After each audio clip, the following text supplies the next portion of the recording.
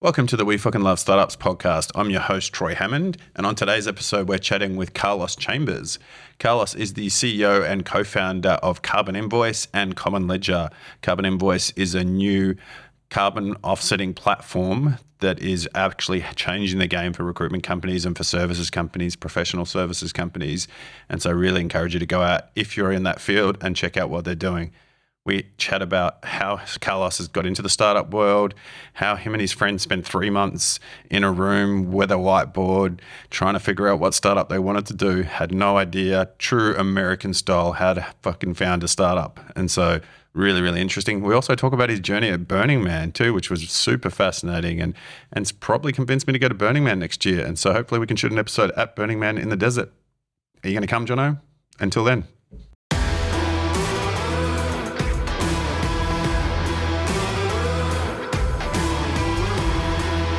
Kia ora.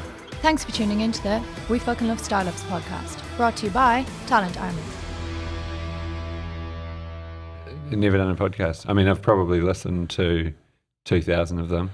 Yeah. What's your favorite? I'm a big fan. I love Sam Harris. Yeah, I love Sam Harris' Harris. podcast, Waking Up. I think Tim Ferriss still probably has some of the best speakers and content. I'm still, remarkably, impressed with the caliber of people he gets. Yeah, been just getting into Brené Brown's one recently. Yeah. Yeah. Nice. I think Friedman as well for me, Harris, Ferris, they're my faves, my go-tos. Have you listened to that one with Friedman and Sam Altman yet? No. That's really good. Friedman interviewing Sam Altman. Yeah, really interesting, man. Just hearing about the journey of ChatGPT and what they had to do, how they fed it the information, where it came from, what they discovered along the way, what they were scared about, what he's still scared about now, what he's not scared about. So I have to check that out. Yeah, man, that's my every evening now. I just don't watch TV anymore ever, and so I just listen to podcasts or I watch podcasts on the TV, and that's my happy place now. Yeah, feed your brain. Yeah, man, fuck yeah. We live in this weird world now where everyone's feeding their brain shit 30-second TikTok reels, right? And then they have an opinion based off the 30 seconds of information that they've learned. And it's scary and dangerous, man. And I'm like, oh, fuck. I almost wrote a LinkedIn post today. I actually wrote it. It was that long that LinkedIn said, sorry, this is too long to put in a LinkedIn post.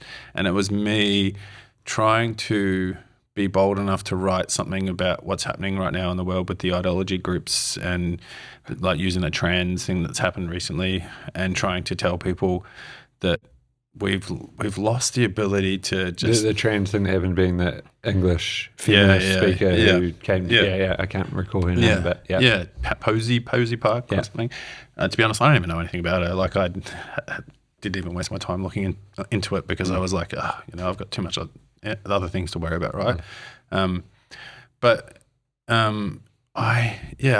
wrote this post about how we just need to be curious more about each other and not be so horrible to each other and not we'd have no empathy in the world and no patience for other people and learning their position anymore.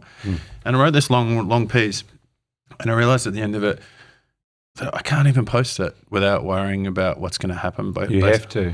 Oh, this is the you thing. You have to, right? So, eventually we have to. Yeah. Because in that example, people assaulted that woman, that feminist, and the police did nothing to stop them. In any other situation, if people had assaulted someone, the police would have arrested people. Yeah. So you get this, the outcome of that is she then knows and understands that New Zealand is not a place where you can express ideas and share ideas.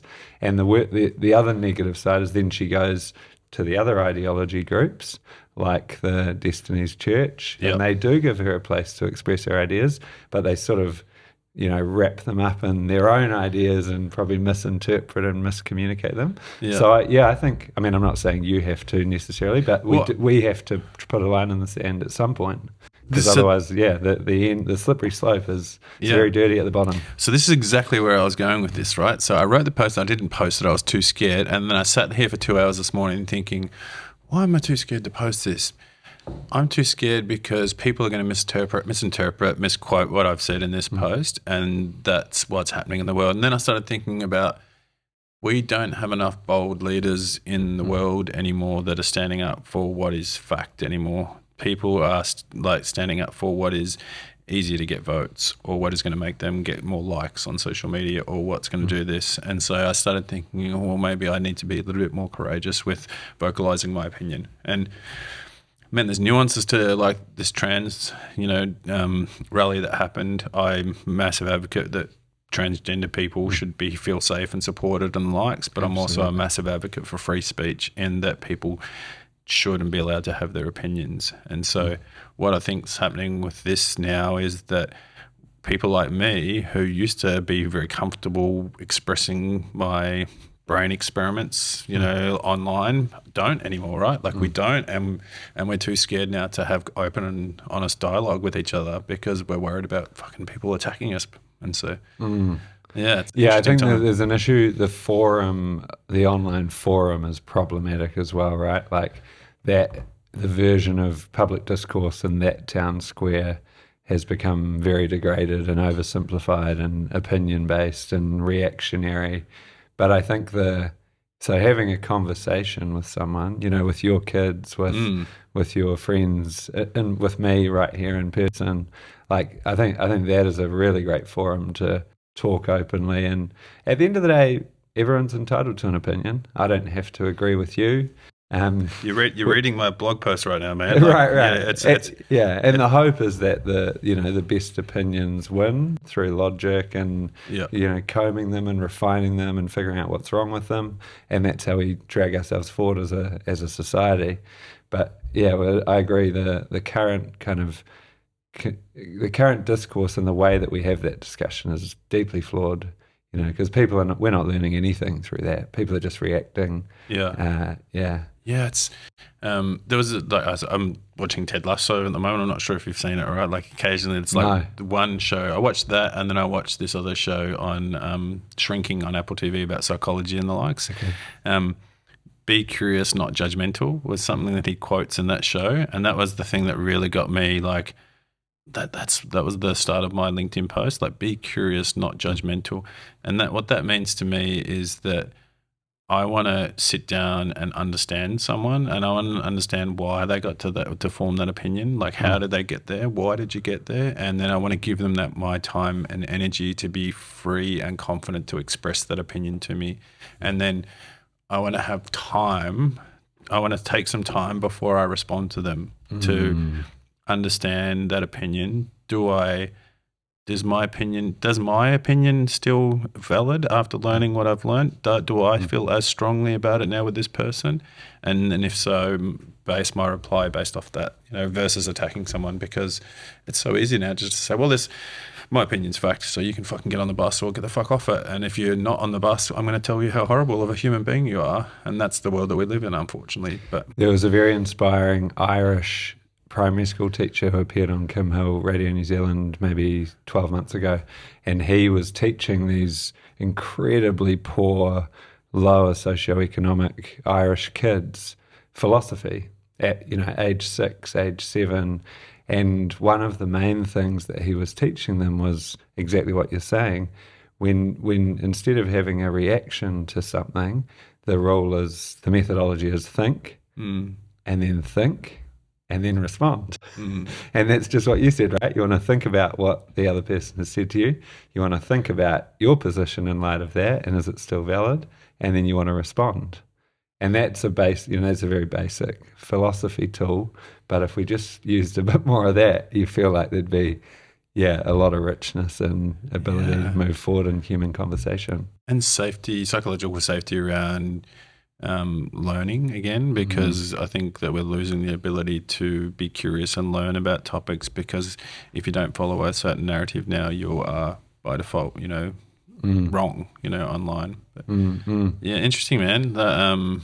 It's podcasting for me, we're going back to the is long form conversation is where I really get enjoyment, because I see I see people's true opinions based off nuance of knowledge that they've learned or based off their research over many, many years. And I'm able to like listen to that and go, yeah, I definitely feel strongly about that. And I definitely agree with that. Oh, I don't know if I agree with that, but I might look into that a little bit more and might read that. And I find that after every podcast I listen to now, I'm like, man, that made me think. That made me think. Yeah. And, we're sitting here staring into the windows of each other's souls. Yeah. So there's that connection and at some level accountability and humanness to the exchange, right? Rather than staring into a 18-inch screen. So you don't do TikTok dances at home then, mate? Or? I do dances at home, just not on TikTok. Good to know. All right. Awesome, mate. Hey, so you are one of the few people that I know that you actually founded or came into Common Ledger around the same time that I got into my startup journey, right? And so I remember you years and years ago with your long curly hair riding a bike to come and talk to us at Passive. In the old police building. Yeah, man. Yeah. And I was like, who the fuck's this guy? And they're like, he's the CEO of Common Ledger. And I was like, man, for me, that was when I started realizing that so many people can go into startups. Like you came out of being a lawyer, decided you didn't want to be a lawyer and decided you wanted to get into startups. And I was like, man, he's fucking super bright, like super understands what he's doing and the passion. And that was like this similar journey to me that I was on. And so I felt like our journeys have started at the same time, gone in different directions. Obviously, I'm obviously doing that recruiting thing, but what was it about you that you just knew your path wasn't law? I think there were push factors and pull factors. So I was trained as a lawyer and started my career at Russell McVeagh, which is one of the biggest commercial firm in New Zealand. And I loved the work that we did at Russell McVeagh. I was fortunate to be in a team called the Public Regulatory and Competition team. And really it was commercial law, but it was doing things like our clients were large regulated businesses like the supermarkets or the airports or Fonterra, people, the electricity gentailers, people who were running businesses where they had a natural monopoly and therefore in a small market like New Zealand, they had the ability to abuse consumers with, by charging them too much money or other oppressive behaviour. So our job was to advise those clients on the specific regulations and laws and rules that applied to them. And even to the point of influencing the regulatory and legal process. So, probably in some ways what that team does is lobbying. That's not a commonly used word in New Zealand, but there's a little bit of lobbying. Bad connotations. Exactly. A little bit of lobbying, a lot of technical legal work around regulations. And then the competition team at Russell McVeagh are especially brilliant at, advising those companies on their risks and how, competition law applies to them. So the work was fascinating, right? You're getting paid to think about these very interesting issues, issues of technical law, but also issues of fairness. What's the rights of the consumer versus the rights of the corporate. So I loved the work that we did there, but on the push side, I really just couldn't. I looked around the firm and thought, if I'm here 10 years from now, what am I going to be like, and who are the heroes in this firm that I want to aspire to be like? And I just couldn't find any, there was very few people that I thought, this looks like a good life for me. Yeah. And then I also struggled. I was probably an idealistic 24-year-old, and I struggled with the client base, and I wanted to go and work on the important ethical issues that I saw as important, and the main one of those was climate change. I figured that was the biggest problem facing humanity. Russell McVeagh tried to help me work on that, a bit of forestry work, a bit of emissions trading scheme work, but really it was not enough. And then on the pull factors, I always wanted to start a business. Both of my parents are small business owners in their own way.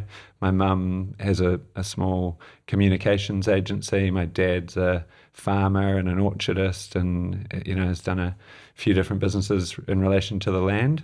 So I guess I always saw that as the ultimate destiny, and for me, and wanted to go and chase that dream. And so you did the really hard way in, right, into startups, because you went to CEO in a startup that was already formed, that was struggling to find product market fit at the time, and that's your first vehicle or your first opportunity in, right? What the fuck? Yeah, I think that's right. So there was a few. I'll just I'll colour it in a little bit. So I left Russell McVeagh.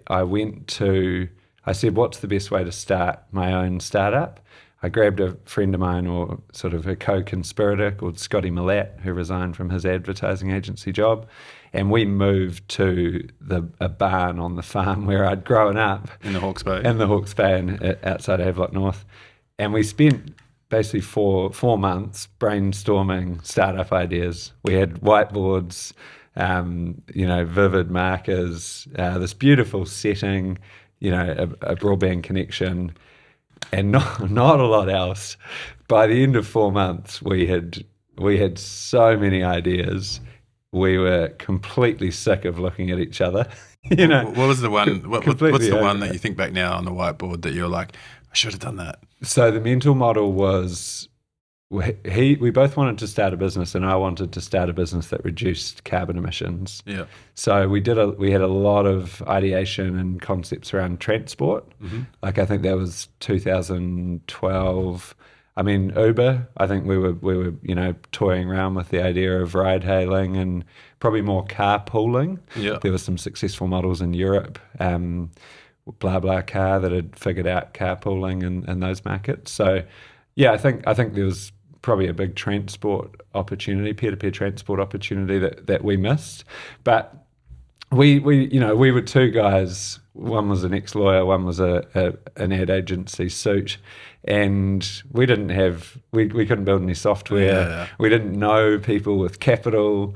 We were using the internet to just pipe information into our brain and download it, but when we totally isolated ourselves. The right thing to do, I think, is the opposite of that. You go and immerse yourself in the existing communities. Yeah. But we were both quite stubborn and dogged about it, and I guess thinking, we can do this. It sounds like an American podcast that I'm listening to right now. Me and my friend went into a room for 3 months. We with the whiteboard. We came out with Airbnb. Yeah. Yeah, and like, I think, let's face it, or certainly my view is the idea is 1% or less of what makes up the success, right? It often looks like it's the idea, because at the end of it, the CEO or the team or whatever, the founders can articulate it so lucidly in a sentence or two. But there's been 10,000 ideas within that one idea. There's been 100,000 decisions that people in the team have made, which contribute to that idea. So, yeah, I think we thought the idea was 90%. Yeah. And it turns out the idea is less than 1%, and the execution is everything else.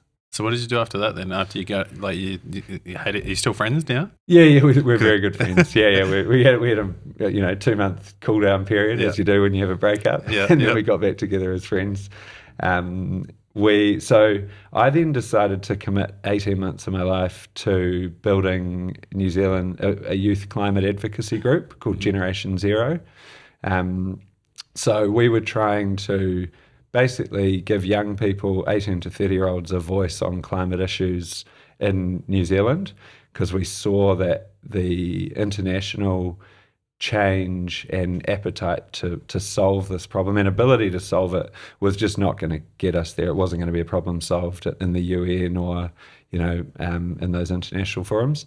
So we thought, every person in every country has to do their bit, and let's create a voice for young New Zealanders on climate, and through that influence our politicians.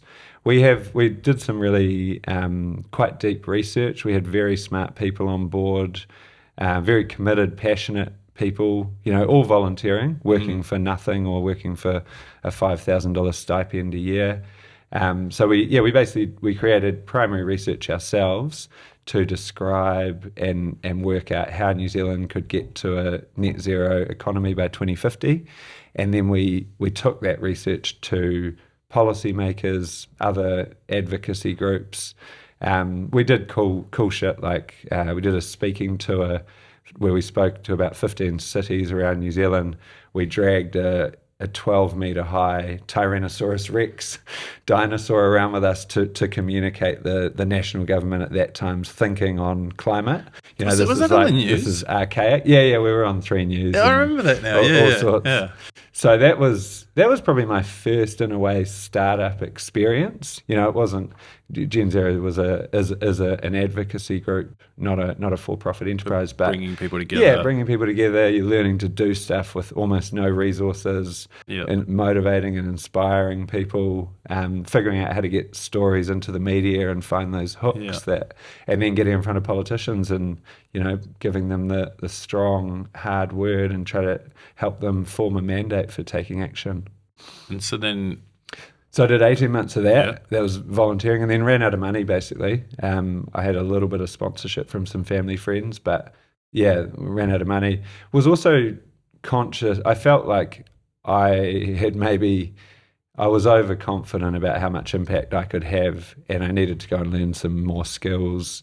You know, I think the 3 things I focused on at that time was, I said I'll do 5, you know, I still want to work on climate, but I'll do 5 or maybe 7 years to build some capability, some more skills, some capital, get some money, because it sucks running out of money, and, you know, you need money to influence the world, and then some connections. So, you know, more people who can help you do stuff. And that was kind of my trade-off to go and work on a pure technology startup, even though I really wanted to work on climate still.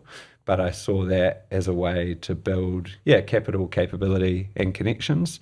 Nearly took a job at Deloitte as a management consultant. I got a phone call from my friend Anthony Cabral the night before, and he goes, I've just been talking to the Lightning Lab Digital Business Accelerator here in Wellington. They're looking for people to help run the program. You'd be perfect. And I was kind of pushing into those startup networks in the ecosystem. So I thought, you know, this looks good. It doesn't pay much money, but it'll teach me a lot. Did that. And then one of the businesses coming through the Lightning Lab was Common Ledger, which was Drew and Vince. Yeah. And that's who I met, connected with, and then joined them as a co-founder. Awesome. And then ultimately CEO. And so you're there pretty early then? Yeah, they were early. So they'd established the company. Drew had, I think fair to say, come up with the concept for CommonLedger. It was a fuck you zero pretty much in the early days. Yeah, I think there was a few fuck you zeros thrown around at the office. I think that was maybe his motivation. Yeah. That was what he was motivated by. I think he'd maybe had a falling out with Rod, or had a pitch competition which had an exchange which had rubbed Drew up the wrong way.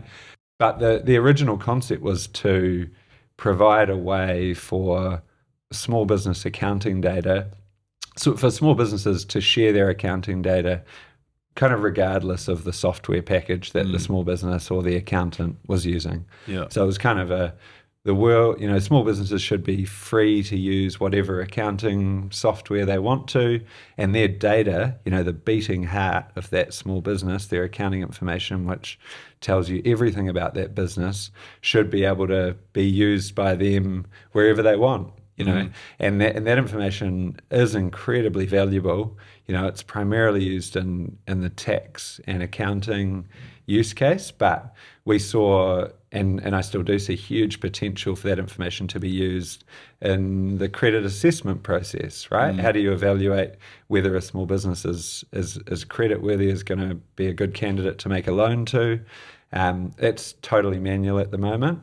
In the insurance underwriting process, you know, how do you figure out as an insurer whether a small business, how risky a small business is? How do you got to get information from that small business, their asset register, their, you know, how much revenue they're doing. You can get all of that out of the accounting file. And that was what Common Ledger, that's the mission of Common Ledger. Yeah. And so Common Ledger, you So you were running Common Ledger. You were running Common Ledger up until recently, right? And so Still running it. Still a just thing. Couple of jobs. Yeah. Yeah. At the moment. And so Elon, g'day. And so talk to me in 10 years. Yeah. Common Ledger, man. We were rooting for Common Ledger for a long time, man. Like, it felt like there was a really cool team. You know, we did some work helping you guys at the start. You know, and there was a lot of times where we felt like, oh fuck, it's about to really kick off here, and then it would like plateau for a little bit, then it would come back again, and so why do you think that was? Like, looking back now and retrospectively, it was great working with you guys. The thing I loved most was the aligned incentives kind of business model for startups. That was the really unique thing about Talent Army from my perspective. Most recruiters were like, we'll charge you 20% or 17%, and you guys were like, let's find out the right arrangement that works for you. And if that's 4% for the first hire, and you know, and then we find a way to scale up. I felt like you were really investing in and taking a bet on some of these relationships, including Common Ledger. That was 2014 for the record. Thank you. Yeah. I'm going to put a little disclaimer down there. That was before we had that podcast that we had to fund. Yeah. So Common Ledger. So really three pivots. Yeah. The first business and thesis was that we could build an efficiency and a data tool for accountants, and that was if an accountant was using whatever system the accountant was using, MYB, Xero, Intuit, they would always have clients who were on a different software system, and that created a whole lot of manual work for the accountant to wrangle that data, get it into their environment, and then be able to prepare financials. And when you're an accountant, if you're doing that 60 minutes, 90 minutes per job, it adds up because you're largely a time-based billing model. So that was the first model. We went. I think that we failed there because it was the accountants who adopted the product loved it, but they cost us a lot of money to acquire. 2014, 15, I personally called probably 6,000 accountants in New Zealand, Australia, direct sales. Ironically, 6 or 7 years, 8 years on from that, we still get sign-ups from that campaign. Oh, wow. So the accountants have saved the email somewhere in their inbox, and 5 years later they get round to it. So I think that shows, the speed of change, not for all accountants, but for many. And then one of our saving graces was we signed a big deal with a group called Findex, who were a really big. They just bought a large accounting group called Crowhorowith, and they were making a bet on consistency of process, automation, data at pretty big scale. They'd bought Crowhorowith, they delisted it from the ASX. That firm, probably had 110 offices, about 80,000 clients across New Zealand, Australia, many of those small, medium businesses. So they took they saw the vision of Common Ledger and thought, this is a great fit for us. We're going to bet on Carlos and the team. Yeah. And we did a really big customer relationship with a few strategic aspects as well. That gave us an enterprise relationship, and we worked our asses off to roll the product out to the enterprise. It was a lot different, right? Like servicing a 50-person accounting firm versus a 5,000-person, enterprise. And these guys are hardcore kind of deal guys more than they are accountants, sort of financial deal guys and technologists. I have great respect for that business and the people behind it. It's largely a family-owned business, the Pulse. And then, so that gave, the second pivot was we thought, well, we've always had the thesis that this data, and we can help small businesses use this data in the lending process. So we went and basically started testing that with a few of the banks, and because we had Findex as a customer now, we could turn up and say we're on our journey to being enterprise ready. Enterprises are trusting us, and really the idea there was, at the moment, if you're a small business, you rock up to the bank, you fill out a 10-page PDF form to borrow money, and then you wait for 6 weeks. and then you get a decision. If it's a yes, you wait for another 4 or 5 weeks to get the money.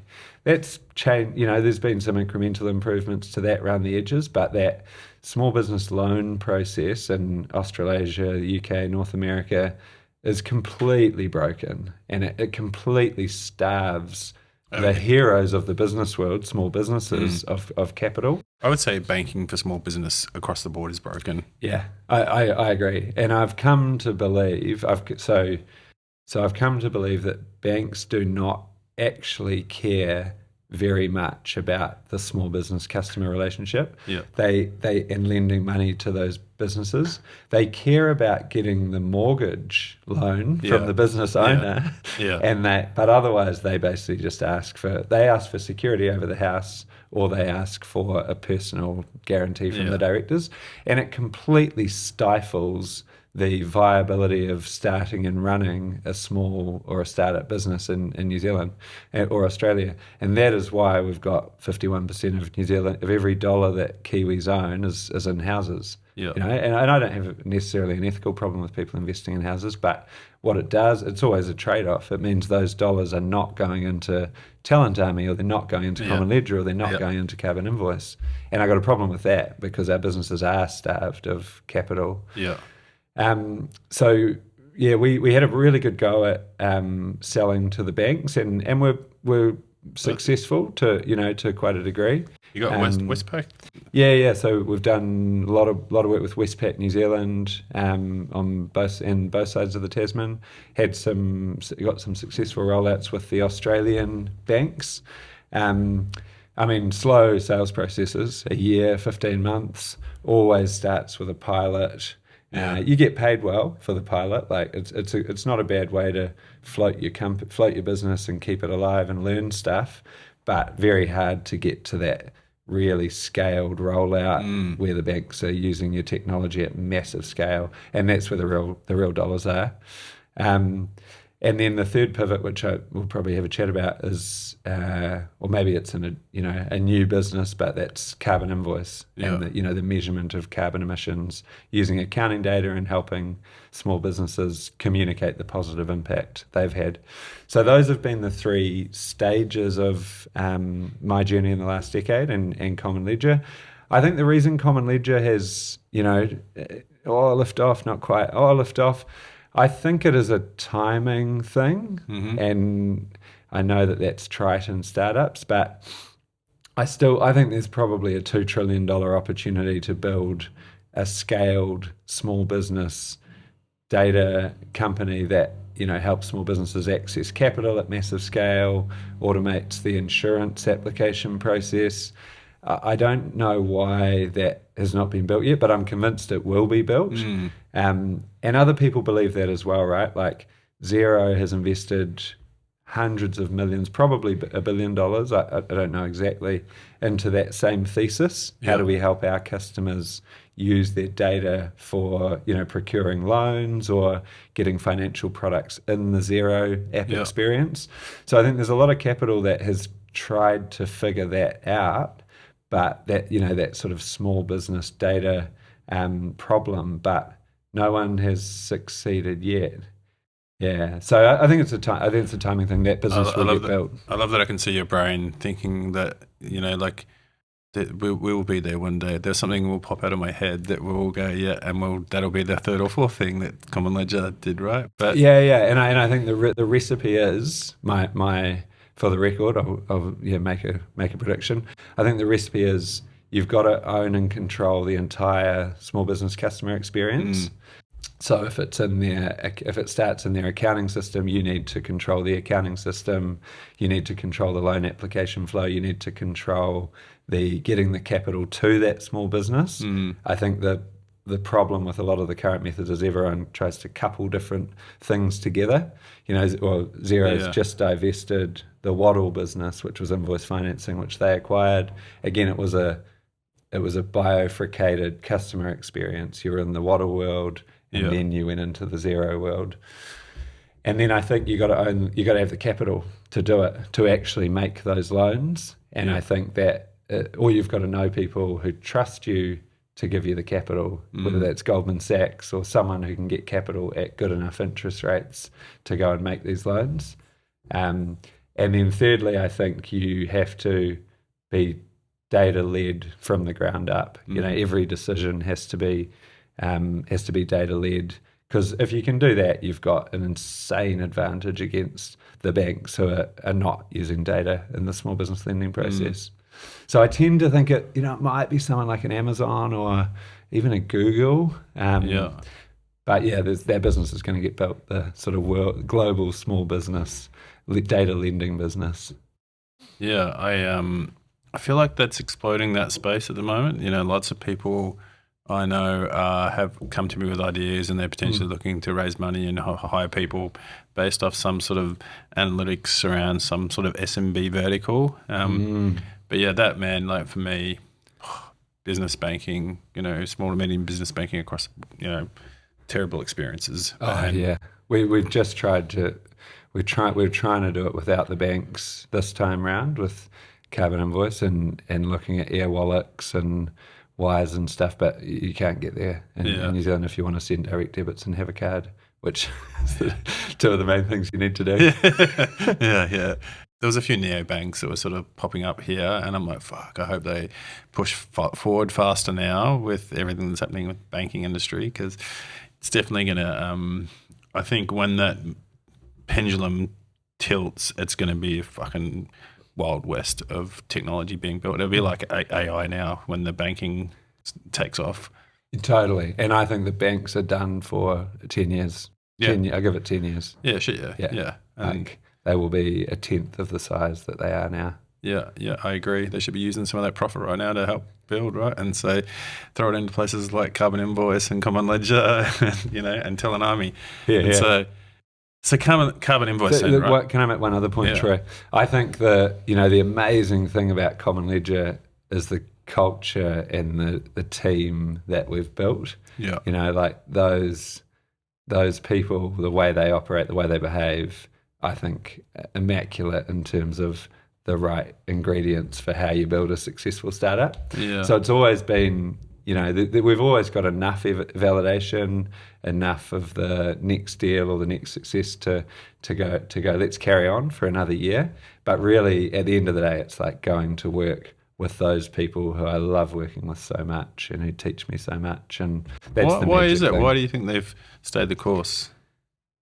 Because that's not usual, like... Yeah, not at all, right? If you get us... Like, if I can tell you when a startup has even made a bad decision in their company that day, because I see 3 or 4 of them call me up and say, I don't know about this place now, I'm looking. But you held a team together for like a long time, man, that just kept re-upping, right? Yeah, I think we lost a lot. We lost people in those early years, 3 or 4 years, 2014 to 2018. We did have attrition. It was probably a more stressful environment. I was a lot less mature as a leader, probably brought some bad habits from the corporate law firm around just high expectations and work. Everyone needs to work really hard, follow my lead. Here we go. Bro. Yeah, hustle. I mean, that, there's a good side to that and there's a dark side to that. But yeah, so I think from about 2018-19 on, really we haven't lost anyone and the team's been super stable. I'd say it's a combination of people believe in the vision and they think what we're doing is worthwhile. People believe in me, I think, as part of it as a leader, and Mike Gannon, our product and tech leader. I think we were fortunate to be able to keep the team small enough that we were biggest maybe 14 people or so, 15 people, and that is still small enough to feel like you're a little kind of troop, a little band on a mission together, and everyone really well. And then I think we were pretty careful about who we hired and just really tried to find people who were a good complement to the current culture or a good match with the current culture. And then just, be ethical, behave like a proper human being and, treat people really well, fairly. Yeah, I think it's some combination of those things. Awesome, man. Awesome. You, before we get into Carbon Invoice, you and I had a chat a couple of weeks ago, and I'm going to just drop this on you without pre-preparing it, that you had no idea that we were going to talk about. But you're talking about Burning Man, that you went to Burning Man, and you said you had a remarkable experience. And like I told you about some experiences I've had and recently, and I think as an evolution of leadership and as an evolution of self-reflection and self-learning, some of these things that you can push yourself out of your comfort zones or experiences and new experiences teach us so much. How much do you think, like, in terms of you the Carlos that's sitting in front of me now, like, how much is it that you've found from outside of work to turn you into the leader that you are now? I think a huge amount. Yeah. So I love big experiences. I love doing things that What is a big experience to you? put you out of your comfort zone. I mean, and I try to do, so a big experience would be going to Burning Man. That was something that I'd wanted to do for 15 years. My dad went in 2005. He went early on and came back and just raved about it. He had all these incredible photos and stories, and I was very fixated on it from that point. But it took me quite a while to get there. And then last year when I went, I've been a dad to Cohen for a year and a half, and that's consuming. Not as consuming in some ways as the mum's role, as Tony's role, but it's consuming. And I really wanted to go and rediscover who I was, and figure that out, in addition to being Cohen's father. Yeah. And so, I headed off with a few people that one very old friend of mine, and then a few people that I didn't know so well. And I mean, it was remarkable. Burning Man it's in some ways it's ineffable, indescribable, but I think that's a cop-out. Let's try and describe it. So it's this incredible culture. For people that don't know, it's a desert, right? Yeah. So it started by a guy called Larry in the late 80s. The essence of it was burning the man, like, let's fuck the man, fuck capitalism, fuck corporatism, fuck your boss, fuck the man. And so they would go to remote places and spend time in this different environment that they designed with cultural principles and rituals. And the apex of the experience was always burning an effigy, which was a few different things early on, but eventually always came to be a man made out of wood. Yeah. Some of them are really, really big now, and intricate. They're like these gorgeous sculptures, maybe 80 meters high, 90 meters high. And then for most of its life, 30 years or so, it's been in Black Rock Desert, which is in Nevada. So it is the second highest alpine desert in the world. So it sits at about 1,600 or 1,800 meters above sea level. And it's basically a riverbed where a river once long ago flowed through, has created this incredibly flat kind of chalky desert surface with the Sierras and other mountain ranges kind of surrounding it. So it's 45 degrees in the daytime, can get as high as 50, and then overnight it can drop down to, just above negative Celsius. And 80,000 people go to Burning Man, and they construct this temporary city, and it takes them a couple of weeks to set it up. The actual celebration of the city lasts for about 8 days, and it is everything from incredible modern artwork. It's probably the bleeding edge of modern artwork around the world. Amazing, huge sculptures, art pieces. All of the art is interactive, so it's all geared towards helping people experience it and interact with each other. There's bars serving any drink you can imagine. There's, I sat down with a guy and ate some yellowfin tuna and lobster that he'd caught off the California coast. And all of it is, it's a gift economy. Yeah. So it's not a barter economy. You don't trade things there, but people bring contributions in fact, that's the only input into the city. It's things that people bring to share with other people, and it's a magical place. It is like this magical place that exists on Earth for 8 days out of every year, where 80,000 people completely rewire their brains, completely kind of, send and receive just infinite love between each other. It's a completely safe environment. There's 80,000 people there, huge drug usage, a bit of drinking and stuff, but I didn't see a single piece of conflict the entire time I was there. Everyone is happy, getting along with each other. There's kids there. So it was incredible. Did you find Carlos the person, not the father there? What did you find? Yeah, so I think I did. My two intentions going in were to get to know myself again after being a father, and then to face up to my own mortality. And I'd been having, a lot of sort of mental flashbacks or moments where I was imagining myself dying. I think it was partly to do with being a dad. You get mortal and you're like looking after this really vulnerable little human. Mm-hmm. So I'd have these experiences where I'd be on the bike and I'd be like, imagine if I just flicked the bike and crashed into this oncoming car, it would all be over. Yeah. Or imagine if I threw Cohen off the balcony. That's a psychological thing called staring into the abyss. Yeah. So I wanted to kind of confront that, or come to terms with that and understand my own mortality. And I think I think I did that. I think in some ways there was this one night where you get these crazy dust storms that come through the desert. And for up to 12 or 15 hours, sometimes you can see about me to you away, and it's a big place. It's probably 20 kilometers by 20 kilometers. Everyone moves around on bikes and stuff. So these dust storms come through, and you get stuck way out the back of nowhere, the back of this desert, and you get completely disoriented.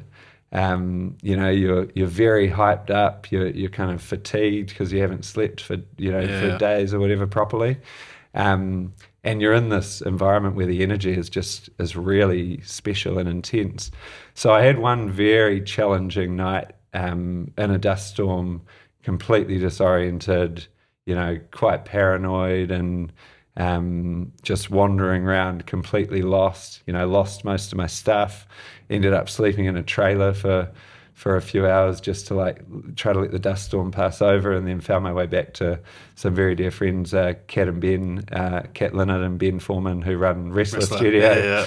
And they kind of Kat cuddled me up, and Ben fed me some prescription opiates, and I sort of went off to sleep in Kat's arms. But yeah, that was a very harrowing ego death experience. Yeah, ego death. Full, absolutely, but very reluctant ego death. Yeah.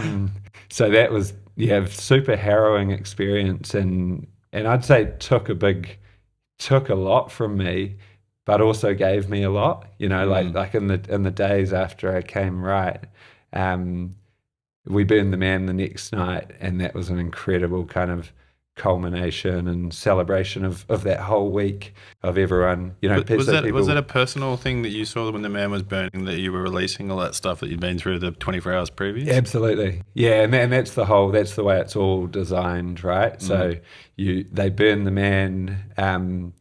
One really crazy thing last year was they'd figured out there were these people who had swarms of drones with light, and they were doing light shows with the drones. Oh, wow. So you'd get 300 or 400 drones, all programmed using software, and these things would emerge in the sky and create these artworks. You'd see a great white shark chasing a seal through the sky, and it would catch the seal, and then the seal would explode into a million different pieces. And so they had the drones out that night when the man burned, and after he fell to the ground, these drones, like dots of light, slowly resurrected him. Wow. And he came back to life, and then started kind of walking back towards us. And he's like 80 meters, 100 meters high.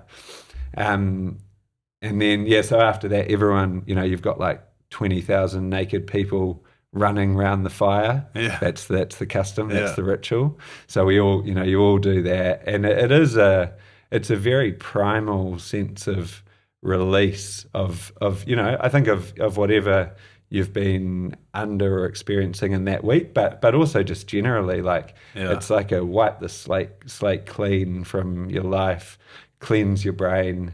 And very, very powerful kind of sense of ritual. You feel like you're part of the human species, along with like 79,999 other human species, and you're doing this important thing together with, out in the outdoors with the fire in the desert. It's very kind of, sort of carnal and what powerful. a human should be doing, right? I think at one level, like what we've done for hundreds of thousands of years, what we've done for tens of thousands of years. Yeah, man.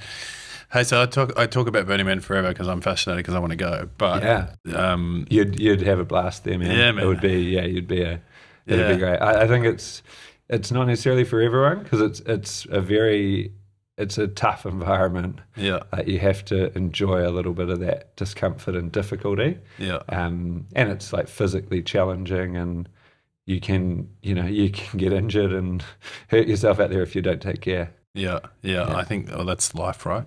Yeah. When do you think you'll go? Oh, I don't know, man. Next year, I think. I think would you go back? Absolutely. I'll be going back. Let's plan it. Yeah, I want to go back with Tony, and maybe even Cohen as well. Oh yeah, man. Yeah. Fuck yeah. I'd love to take my kids to a crazy festival and just have them, really cool experience. Hey, so I want to spend the next 10 minutes talking about your latest thing though, right, man? Because this is something that, I'm personally pretty passionate about. Like I think it's great. We bought your product straight away. We're like, yep, we're in on this. And so what is it, and tell us about it, and what is it doing? So CarbonInvoice is my latest venture, and we've designed the easiest way for services firms to take climate action. What we mean by easiest is there's no change to their process. They don't have to do anything new. There's almost no effort on them. It takes them about 5 minutes. How long did it take you to sign up? 5 minutes, literally. Sub 5 minutes. Yeah. Like, it takes 5 minutes for them to connect their accounting data up. We automatically measure Talent Army's carbon footprint, and then we give our customers like Talent Army the ability to click a button and start funding the planting of New Zealand native trees to help mitigate and reduce your carbon impact. Yeah. So that's all cool. And then the real essence of the value prop is that we give you the ability to tell the story of the positive impact you guys are having to your network, to the world, to your prospects, to your clients, to your shareholders. And I think that's the really novel part of this proposition. Yeah. Like less than 1% of businesses in New Zealand have measured or taken any action on their carbon footprint. So you guys are leaders. Yeah. You're in the 1% as Talent Army. Always, mate. Always, yeah. Usually for the wrong reasons. But as it should be. Yeah. And when I left Russell McVeagh a decade ago, that was, that figure was a bit lower. Like it was probably 0.1 or 0.2%, but it has gone almost. It's increasing very, very slowly. And I think our belief is that the reason for that is that no one has created something that is motivating for small businesses to use, and where they get a tangible commercial reward and benefit from taking action, which they should. Yeah. If we're going to play the game of capitalism, if that is the water that we're swimming in, then for you at Talent Army, you need to get paid and get benefit from taking climate action. That's a core belief. Oh yeah. So and as a services company, right, to take that stance, and then show customers, customers, the money that you're giving us, this is what we're doing with, on the very invoices that we send out to them, thanking them for their business, is fucking fantastic. Yeah, exactly. So yeah, I think we've distilled it down to something quite simple and I think logical to an ever growing number of customers. So for me, it's a big fan of Naval Ravikant. He has this term around specific knowledge, and I never really knew what it meant, but I've been thinking about it lately. I intellectually knew what it meant. He's like, specific knowledge is when you pile, you stack knowledge upon top of knowledge from different areas, and then that enables you to get insight or additional new knowledge that other people don't have. Yeah. And I would say if there's the version of that for CarbonInvoice is, I have been a lawyer, I've worked in services businesses, so I understand how that goes. I've been a climate advocate and organiser through helping start Generation Zero, so I know a lot about climate. I've tried a lot of different ways of changing people's behaviour and educating them. And then I've, built a successful fintech business using data, and which is specifically relevant to small businesses. So stacking those things on top of each other has enabled me and the team to see the opportunity for CarbonInvoice. And I think that's like our form of specific knowledge. If I hadn't done one of those things, I don't think I would have been able to see the opportunity as clearly. Man, it's funny how like serendipity, you're right, like in terms of specific, like you go down these paths and you don't realize that the knowledge you're learning down that path is something that's going to be super useful to you in 7 years' time. And you're in the thick of it and you're like, how the fuck am I going to get through what I'm doing right now? But you just don't realize the power and impact that specific knowledge may have to you like 7 years' time. And I would love to be able to look back on my life and see a network of influence and change that I've been able to move forward because of the knowledge that I had of this thing over here that I didn't have any idea about at the time, why I was doing it or how I was doing it. And so, yeah, interesting, man, that you have brought all the facets of Carlos together into this, Yeah, I mean, this is it. I feel like I've been training for this my whole life. Yeah. And when I said to Craig Shrive, partner at Russell McVeagh, I'm going to leave and start a business that reduces carbon emissions, it's taken me a decade, and I've had lots of different windy journeys, but I'm there now and I'm like ready to go. And I think we're going to build something absolutely enormous to help the world's small businesses, services firms initially, take climate action. There's 1 billion of them, 600,000 sole traders, and then 400,000 small medium enterprises. They are the heroes of the business world, and as far as I'm concerned, and almost none of them, that 1% have taken climate action, but they add up to about 40% of carbon emissions worldwide. So they've got a real role to play, and if we can mobilize, help leaders like Talanami take action, and then help, the rest of the businesses in your orbit take action, I think we can build a movement ultimately. Yeah. But for me, it's a non-event for a services business, right? Like if they're not using it, Let's say a no-brainer. Yeah, exactly. Right. I was about to use a real obtuse term there, but because largely you think about climate emissions and you think about the social impact that you think about the corporation pressure and guilt of what I can do as a business, and largely for small to medium businesses, it's mostly like, I really want to do something, but I can't afford it, right?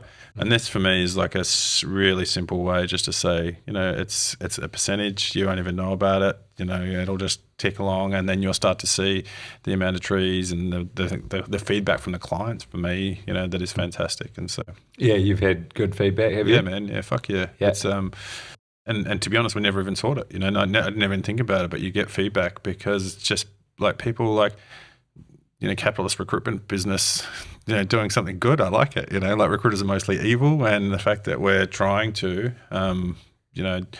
help in any way we can is great. Yeah. And I love that, it's very tangible, right?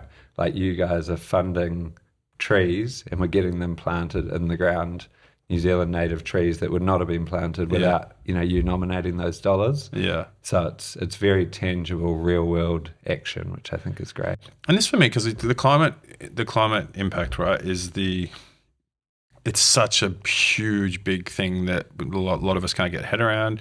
We have a lot of climate deniers. Yeah, a lot of people saying, well, I can't do anything different in my world to, help the environment. And this is something that you can do really easily by planting trees, right? Like by thinking about your emissions. And I think it's such a good gateway drug into people, really probably going to Burning Man next year. But on a solar powered jet. Yeah. But so I'm really passionate about it, man. Like I've obviously, we've seen it, we've pushed it out. We bought the product and have been yelling it out on the socials. And I thank you because you're getting behind the recruitment meetups as well, man, which is awesome. So thank you. I think all recruiters should be on it. I don't think many recruiters listen to this, sorry. But yeah. No, I think that's spot on. I mean, I'll tell one story. We had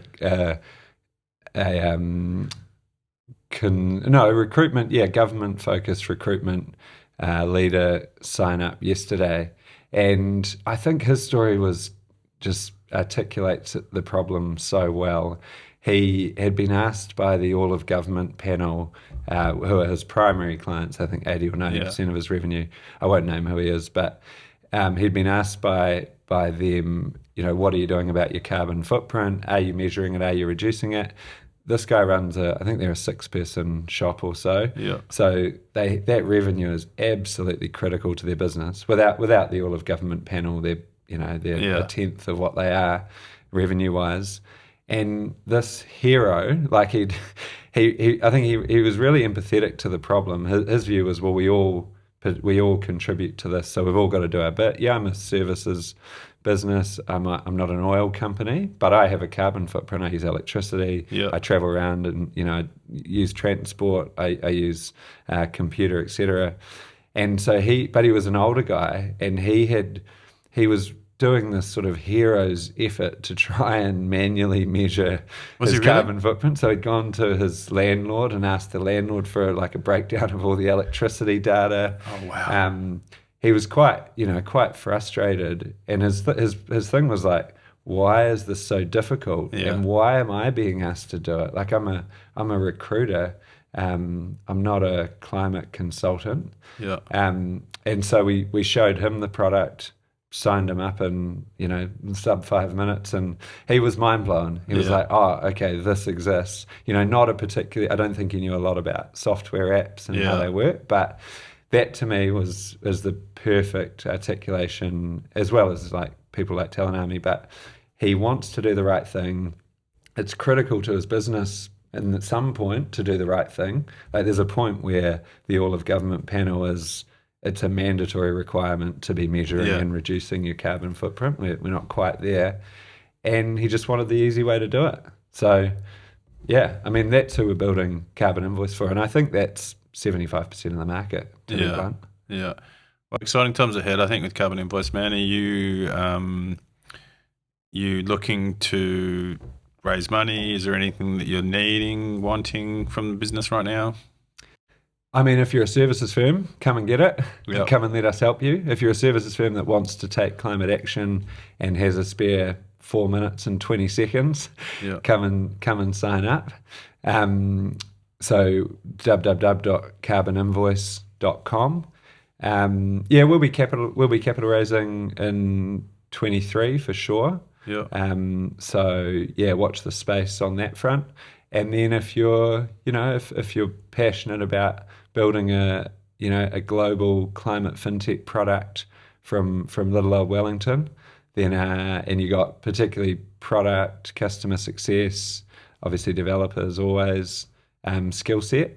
If you know a lot about product-led growth, we would love to hear from you. If you've been in a product-led growth company and sort of figured out how to get PLG working, then that's definitely a big focus of ours. And you want to be with a team that's been banded together on a mission for years now, Yeah, exactly. I mean, the culture kind of speaks for itself if that's the metric, longevity and stickability.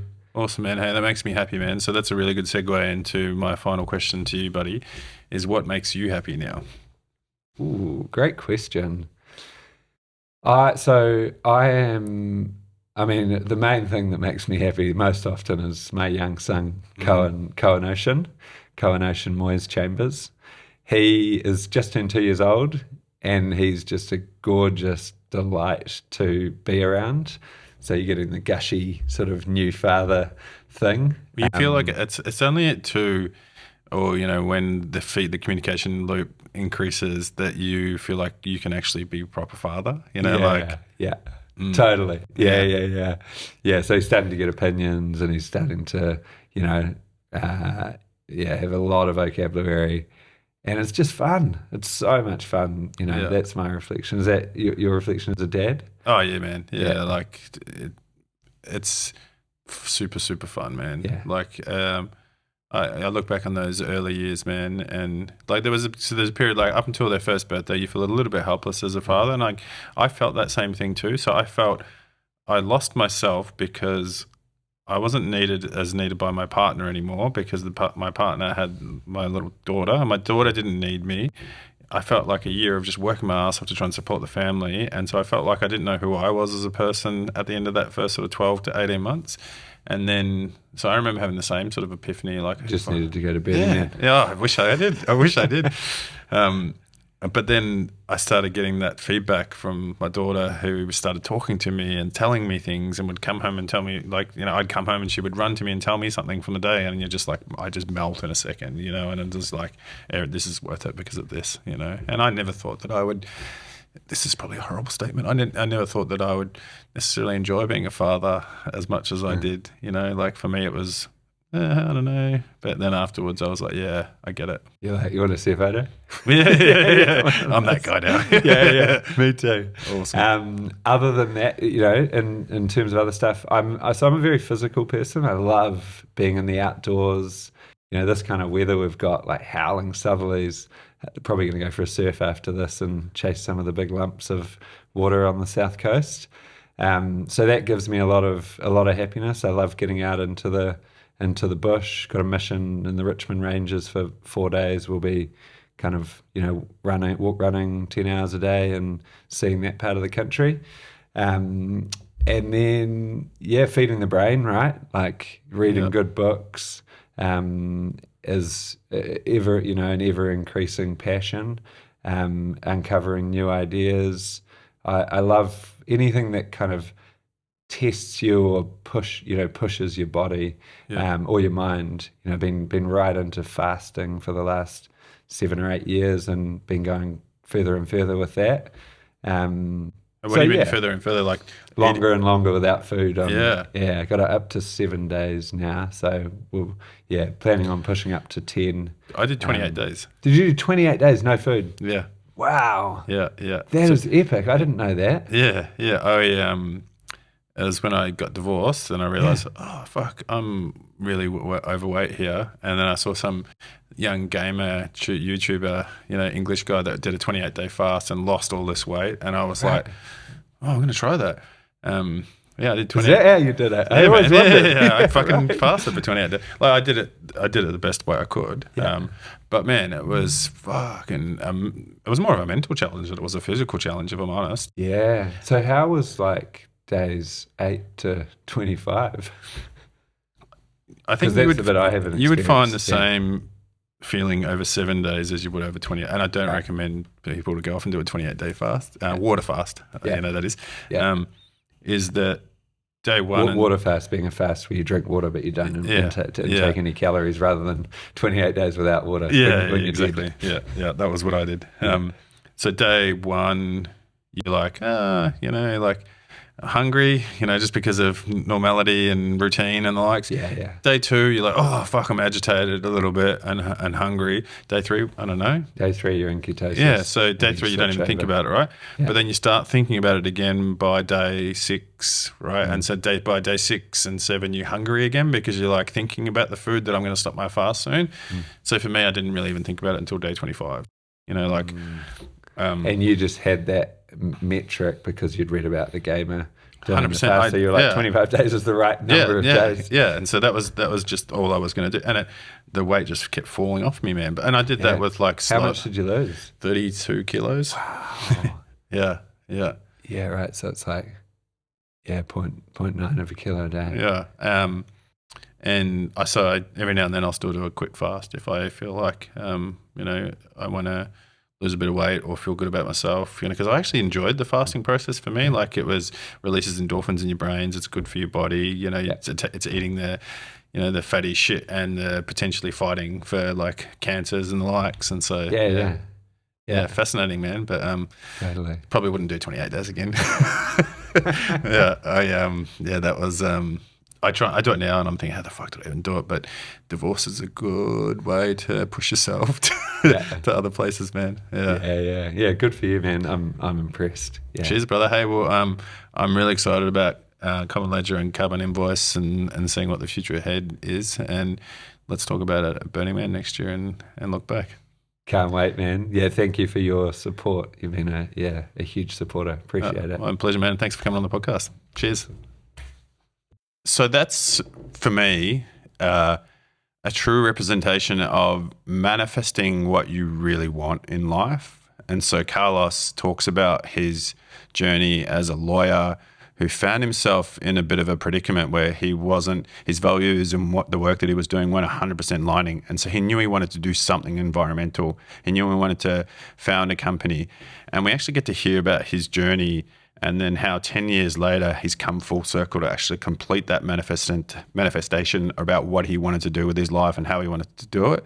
And I don't know about you, but I just felt excited listening to him, because when you hear someone's story about something that they desperately want to do in their life and then they finally go out and find navigate all the pitfalls to get there and start doing it, you just believe it 100%. And I 100% believed Carlos, and I'm really excited to see what happens with CarbonInvoice and Common Ledger in the future.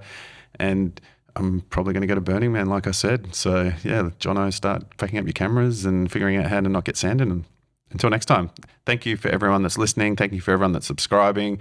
Our subscriber numbers are booming up, but there's a specific goal that I'm looking to hit. So please jump on and subscribe on Spotify, subscribe on any platform that you're listening to. It's going to really help us to continue to building this podcast and making it great for everyone. Thank you. This podcast is produced by John O'Tucker from Empire Films.